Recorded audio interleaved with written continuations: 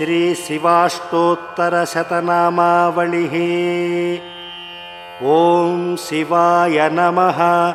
ॐ महेश्वराय नमः। ॐ शम्भवे नमः। ॐ पिनाकिने नमः। ॐ शशिशेखराय नमः। ॐ वामदेवाय नमः। ॐ विरूपाक्षाय नमः। ॐ कपर्दिने नमः। ॐ नीललोहिताय नमः। ॐ शङ्कराय नमः। ॐ शूलपाणये नमः। ॐ खट्वाङ्गिने नमः। ॐ विष्णुवल्लभाय नमः। ॐ शिपिविष्टाय नमः। ॐ अम्बिकानाथाय नमः। ॐ श्रीकण्ठाय नमः। ॐ भक्तवत्सलाय नमः। ॐ भवाय नमः। ॐ शर्वाय नमः। ॐ त्रिलोकेशाय नमः। ॐ शितिकण्ठाय नमः। ॐ शिवाप्रियाय नमः। ॐ उग्राय नमः। ॐ कपालिने नमः। ॐ कामारये नमः। ॐ अन्धकासुरसूदनाय नमः। ॐ गङ्गाधराय नमः। ॐ ललाटाक्षाय नमः। ॐ कालकालाय नमः। ॐ कृपानिधये नमः। ॐ भीमाय नमः। ॐ परशुहस्ताय नमः। ॐ मृगपाणये नमः। ॐ जटाधराय नमः। ॐ कैलासवासिने नमः। ॐ कवचिने नमः। ॐ कठोराय नमः। ॐ त्रिपुरान्तकाय नमः। ॐ वृषाङ्काय नमः। ॐ वृषभारूढाय नमः।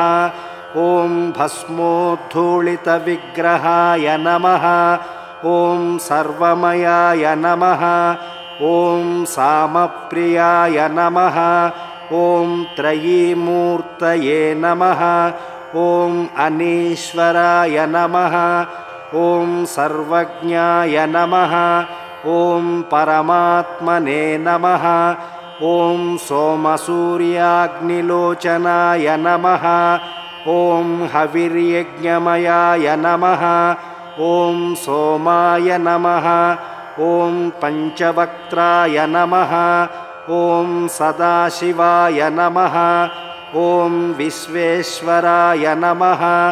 ॐ वीरभद्राय नमः। ॐ गणनाथाय नमः। ॐ प्रजापतये नमः। ॐ हिरण्यरेतसे नमः। ॐ दुर्धर्षाय नमः। ॐ गिरिशाय नमः। ॐ गिरीशाय नमः। ॐ अनघाय नमः। ॐ भुजङ्गभूषणाय नमः। ॐ भर्गाय नमः।